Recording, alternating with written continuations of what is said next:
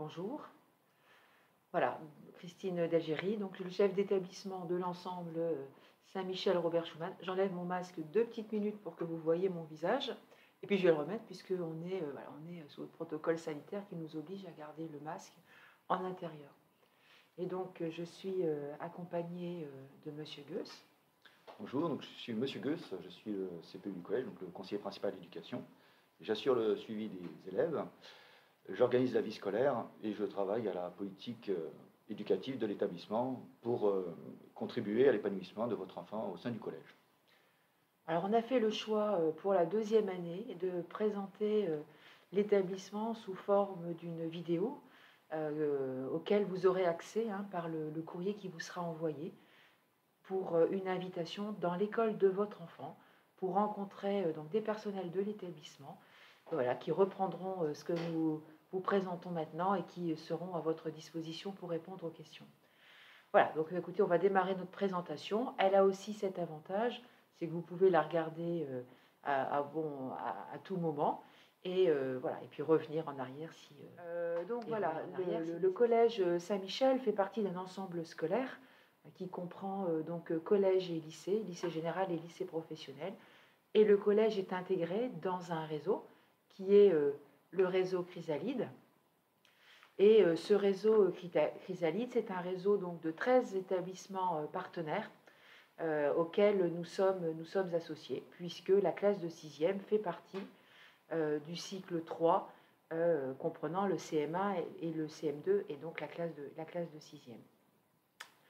Donc cet ensemble d'établissements travaille à préparer des temps forts ensemble, mais travaille aussi à proposer aux enseignants des journées pédagogiques comme celles que vos enseignants ont connues le 12 novembre dernier, pour travailler sur des projets précis, mais aussi travailler par exemple l'accompagnement des élèves pour qu'il y ait le moins possible de trous dans la raquette entre la classe de CM2 et la classe de 6e.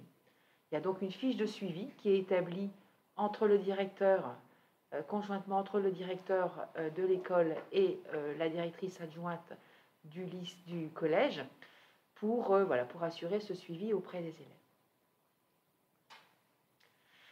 Donc nous avons un projet éducatif et d'ailleurs ce projet éducatif ne devrait pas vous surprendre puisqu'il est complètement dans la continuité de ce qui se fait dans les écoles puisque nous sommes des établissements catholiques, ce qui signifie ouvert à tous, chacun avec ses convictions, mais aussi surtout dans l'idée d'accueillir des jeunes et de les aider à se construire. Et c'est vraiment notre travail de la 6e à la terminale d'aider les élèves à se construire une personnalité, à se construire une réflexion. Voilà. Et ce travail, on le mène conjointement avec la famille. Donc, que ce soit pour de la citoyenneté, que ce soit pour de l'autonomie, que ce soit pour de l'innovation ou de l'apprentissage, eh bien, nous avons ce socle commun que nous partageons avec les écoles du réseau.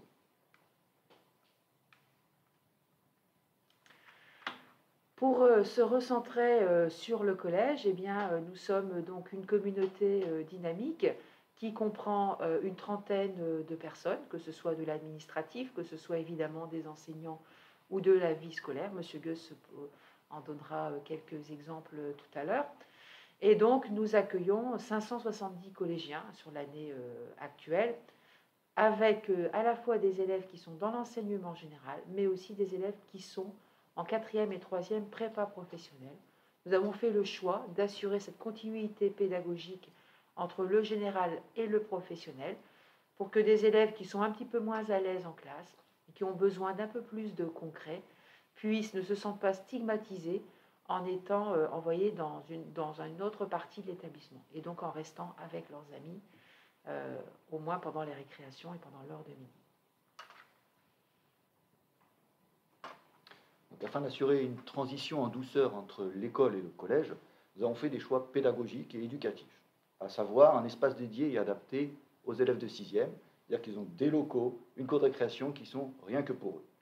On a un encadrement aussi de proximité, c'est-à-dire qu'on a Madame Nguyen, qui est la responsable des 6e, qui les oriente, qui répond à leurs questions, qui les aide dans l'organisation du quotidien tous les jours. plus d'autres intervenants, bien évidemment. Il y a aussi des casiers personnels, c'est-à-dire que votre enfant aura la possibilité de pouvoir mettre ses affaires dans un casier fermé afin de soulager son dos, pour l'orienter vers une autonomie au quotidien. Nous avons aussi une classe par salle, c'est-à-dire que les élèves resteront dans leur salle pour les cours de matière générale et pour les matières spécifiques qui iront dans des salles dédiées. Nous avons des semaines de 4 jours et de 4 jours et demi en fonction de l'atelier ou du parcours qui sera choisi. Et enfin, nous avons aussi des journées d'intégration de 6e en début d'année afin que tout le monde puisse se connaître et s'adapter le mieux possible et le plus vite possible au sein de notre structure. Voilà, donc comme l'a dit Monsieur Goess, à chacun son parcours et tous les parcours sont des parcours d'excellence. L'important étant de choisir pour son enfant le parcours qui lui correspond. Donc certains élèves peuvent venir sur 4 jours et demi parce que voilà, ils sont en capacité, ils ont fait un bon CM2 et donc ils sont en capacité de faire un petit peu plus de choses. Ou alors ils peuvent venir sur 4 jours pour faire le programme de la classe de 6e. Alors pour ces programmes, pour ces semaines en 4 jours, ça correspond à 2 types de profils. D'abord les élèves qu'on appelle coup de pouce, des élèves qui ont besoin de consolider leur CM2, qui ont besoin d'un peu plus d'accompagnement que d'autres, voilà, pour les aider en 5e à repartir, à continuer sur des bases solides. Après, des élèves font aussi le choix de venir sur 4 jours pour faire la 6e classique, parce que le mercredi, ils ont d'autres occupations. Pour d'autres élèves qui le souhaitent, eh bien, nous proposons d'autres parcours. Le premier parcours que nous proposons, c'est celui d'art de la scène. Art de la scène, on est autour de la vie artistique, on est autour de la vie culturelle, puisqu'on travaille en partenariat avec le Carré. 4 enseignants sont investis dans ce parcours, des enseignants d'art plastique, d'éducation musicale, de danse et de théâtre.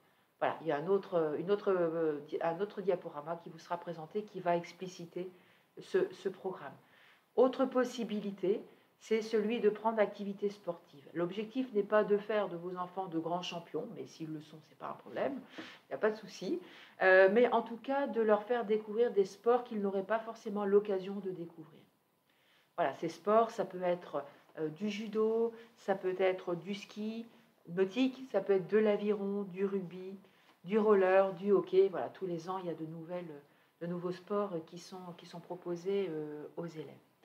Troisième parcours possible, la bilangue, parce qu'on aime les langues, parce qu'on a fait l'initiation espagnole au primaire et que, voilà, on aime ça. Donc, on peut démarrer 2 langues vivantes de niveau 1 dès la classe de 6e. Ça s'appelle la bilangue, donc anglais et espagnol. Dans l'établissement, nous avons depuis une année 2 autres propositions. La première, c'est celle de la section sportive handball, qui est proposée donc aux élèves, là par contre, de la 6e jusqu'à la 3e. On intègre la section sportive par une sélection qui est organisée avec le club Sud-Mayenne de handball et qui est donc proposée dès la classe de 6e. Et puis un autre dispositif qui là dépend moins des chefs d'établissement des écoles et du chef d'établissement du collège, c'est le dispositif Ulysse, puisque nous accueillons des élèves qui ont une notification MDA. Voilà, on va décliner maintenant un petit peu chacune de ces activités.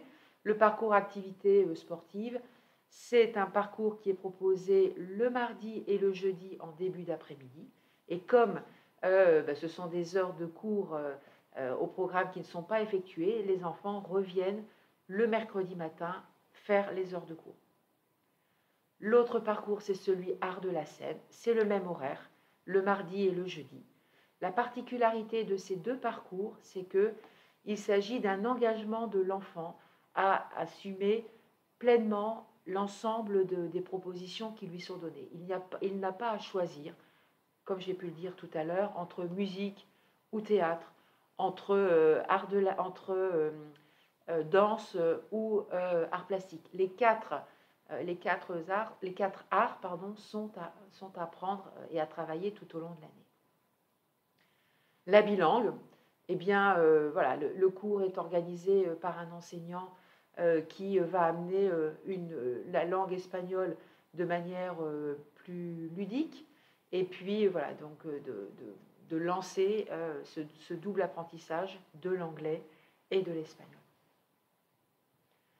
Depuis un an, nous proposons aussi, pour les élèves qui le souhaitent, un atelier d'1 heure autour de la culture antique, particulièrement du latin. L'objectif étant d'être une pré-initiation à une proposition qui sera faite en classe de 5e de commencer le latin. Et puis, bien évidemment, le programme, le cycle s'inscrit dans un cycle, se prépare à un cycle suivant, qui est celui du cycle 4, qui va être composé de la 5e, de la 4e et de la 3e. On va proposer du latin en classe de 5e. On va proposer une deuxième langue vivante, soit de l'allemand, soit de l'espagnol, pour ceux qui ne l'ont pas commencé en classe de 6e. Et puis, on va proposer à partir de la 5e la section européenne, l'idée étant de travailler une discipline du général, en l'occurrence de l'histoire-géographie, de la travailler dans une langue étrangère, et chez nous, ce sera en anglais. L'objectif n'étant pas de reprendre le cours d'histoire-géo et de le transformer et de le dire en anglais, mais plutôt de travailler sur des sujets de la culture anglo-saxonne pour amener les élèves à travailler leur oral, à gagner en fluidité de vocabulaire et à prendre, on peut dire, un peu d'avance sur le lycée. La proposition est faite, alors elle est plutôt obligatoire, donc je ne sais pas si vraiment on peut parler de proposition, de pays, c'est-à-dire en fait de matière d'un sujet interdisciplinaire qui va regrouper plusieurs enseignants pour parler d'un même sujet. Ce peut être par exemple l'histoire de Château-Gontier au Moyen-Âge, parce que vous savez que nous sommes dans une cité millénaire. Afin d'orienter votre enfant vers un travail, vers une autonomie et un travail personnel, nous avons 2 dispositifs qui sont en place. Donc, des heures de permanence, où nous mettons à disposition 2 salles pour vos enfants. Une salle pour travailler individuellement et sagement dans le calme, et puis une autre salle où on peut travailler en groupe et faire des travaux pour préparer les exposés. Nous avons mis à jour aussi une nouvelle flotte informatique avec des PC portables et des tablettes qui sont à disposition pour vos enfants. Le 10e dispositif est l'étude du soir. C'est le lundi, le mardi et le jeudi, de 16h45 à 18h. Nous avons des éducateurs qui sont là pour aider vos enfants à faire leurs devoirs, à les aider et à répondre à leurs questions si besoin. Nous sommes aussi attachés à l'épanouissement de votre enfant au sein de l'établissement. C'est pour cela que nous avons mis en place sur le temps du midi différents ateliers pour tous les goûts. Vous y trouverez de la zumba, de l'échec, de l'escalade, du futsal, du volleyball, du basket et bien d'autres, puisque parfois des élèves proposent eux-mêmes des ateliers. Nous avons aussi des partenariats avec Château-Gontier pour le collège au cinéma, le prix des incorruptibles pour la lecture, le fameux concours de la chanson qui a lieu tous les ans, et nous avons aussi l'association sportive qui marche le mercredi après-midi et qui emmène nos enfants faire des activités diverses, voilà, la plupart du temps le mercredi. Nous sommes aussi très attachés aux valeurs citoyennes. C'est pour ça que nous mettons en place plusieurs actions. La première, c'est une lutte contre le harcèlement. La deuxième, nous sommes aussi pour le développement durable, donc c'est faire des activités avec les 6e aussi, où par exemple à chaque fin d'année, nous plantons toujours un arbre par classe dans la cour des 6e. Et puis on a aussi une sensibilisation au respect des autres et de soi et de son corps. Voilà, donc en fait, tout un parcours qui se construit tout au long de ces 4 années du collège, avec aussi en filigrane donc, de la pastorale. Pour les élèves de 6e, eh bien, 2 propositions sont faites, soit celle d'un parcours de catéchèse qui peut emmener jusqu'au baptême, à la première communion, voire à la profession de foi, sachant qu'on peut très bien faire le parcours et ne pas sacralisé ensuite par l'un de ces 3 événements, ou alors, dans ces cas-là, les élèves peuvent aussi suivre le parcours de culture chrétienne, et ce parcours de culture chrétienne, de culture religieuse, a surtout pour objectif, en fait, de faire connaître aux enfants les autres religions et de voir tout l'intérêt que l'on a à connaître les autres religions pour bien vivre ensemble et comprendre les différences les différences que nous avons, et puis comprendre aussi que la différence, c'est plus un atout qu'une façon d'éloigner les autres. Voilà, nous arrivons au bout de cette intervention. De manière très pratique, les réunions vont avoir lieu dans les écoles entre le 10 et le 18 janvier. Vous aurez comme interlocuteur soit Madame Barthes, la directrice adjointe du collège, soit Madame Antoine, enseignante d'art plastique, mais aussi référente pour le lien CM2 6e, ou moi-même. À l'issue de cette réunion, nous aurons en fin de semaine, les 28 et 29 janvier, des portes ouvertes. Nous aurons accueilli vos enfants dans l'établissement dans le début de cette semaine, soit le 24 et le 25 janvier. Et puis après, si vous le souhaitez, vous pouvez prendre des rendez-vous, soit auprès de Madame Barthes, soit auprès de moi-même, pour une préinscription qui sera validée dans les semaines suivantes.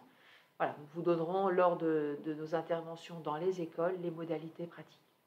Nos rendez-vous d'inscription ont lieu le soir, le mercredi après-midi ou le samedi matin. Je ne vais pas m'appesantir sur ce point, mais évidemment, vous avez droit à des bourses pour les enfants, que ce soit au collège ou que ce soit au lycée. Il existe également un fonds social et un fonds de cantine. Et puis, il y aura une inscription à faire auprès des transports scolaires. Tous ces points on pourra en rediscuter lors du rendez-vous que nous prendrons ensemble. Et puis notre site internet, vous pouvez retrouver l'ensemble de ces informations. Voilà. Merci beaucoup. Merci de votre compréhension. Et puis, voilà, nous nous rencontrerons prochainement. N'hésitez pas à venir, n'hésitez pas non plus à nous appeler, à prendre rendez-vous pour que nous puissions vous donner de plus amples renseignements. Nous souhaitons une bonne journée. Au revoir. Au revoir.